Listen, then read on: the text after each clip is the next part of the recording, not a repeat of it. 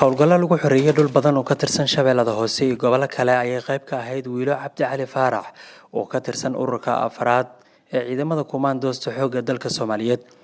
12 sano ka hor inta aysan ku biirin ciidanka xoogga dalka Al-Shabaab ayaa gowracday aabaheed Cabdi Cali Faarax oo ahaa beeraley xilligaas waxa uu iska diiday aabaheed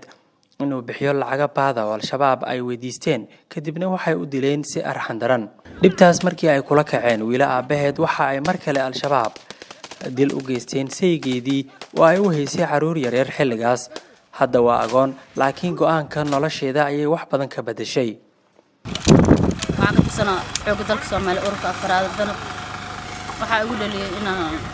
galo markii hore aabaheed uu dhintay wuxuu dhintay silsilaa ah soo beer leh beertiisa ay ku taal gurweyn xaalay lacag ku dhiibaa waa la diriyay ayaga la diriyay ururka Al-Shabaab umad Soomaaliyeed loo soo diray canshuur diiday kadibna aniga waa weynaani waana la kuriyay aniga meeshaan galay xoogga dalka Soomaaliyeed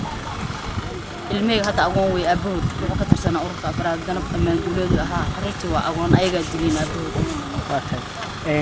أنا مركز لعبة قانصة إن نيجود بنستي أول بكي وابنستين وحن كرت الشذا يساعدني أنا معلت اللي هو سؤال قرأي عبد الغيب دي سؤال قرأي تيارة اللي صار يوان اللي يجيب اللي بيسوي توبر كدبنا توبر كلا بعض أوركانا وقالي مركي لبعض اللي توبر أوركانا أو الأصول مدشن سنة أو توبر كسي لهذا كله مركز تو معلوم والبا مر والبا دجال قاضي وكميد بعان كم هرب أنا قروين كوبيسم مر والبانو تاجنو دفاع قرن كده حق دلك Soomaaliyeed ديجي شعبي مد Soomaaliyeed أنا بدبادينه marka waxaan u sheegay umad Soomaaliyeed meel walba la joogay inay iska difaacaan dadka xabtiriyalka oo dhiigga umad Soomaaliyeed banaystay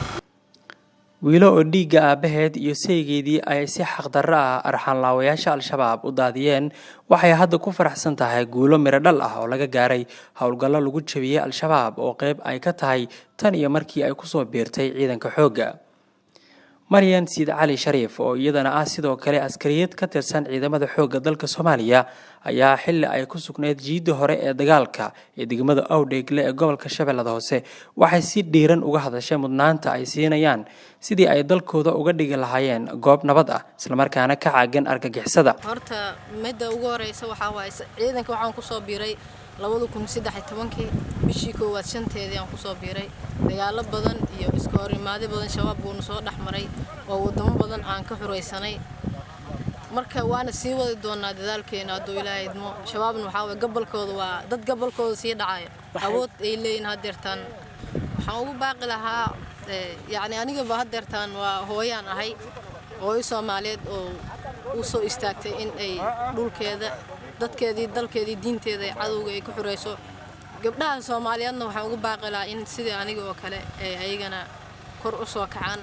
ay ka soo dhex muuqdaan shacabka Soomaaliyeed dumarka ayaa kaalin weyn ka qaadanaya dagaalada laga soo horjeedo nabadiidka Al-Shabaab qaar badan oo kamid ahna waxay hadda ku sugan yihiin furmaha dagaalka si ay dalkooda u gaarsiiyaan nabad iyo barwaaqo laakiin Al-Shabaab ayaa liida dumarka Soomaaliyeed